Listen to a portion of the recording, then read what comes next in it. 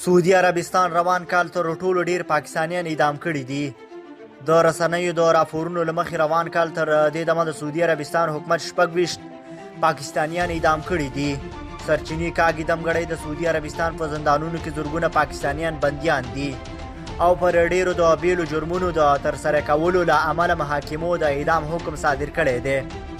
د معلوماتو له مخې سعودي عربستان ژمنه کړې وه چې تر 2000 پورې پاکستاني بندیان به خوشي کوي، خو تر دې دمه یې دغه ژمنه عملي کړې نه ده.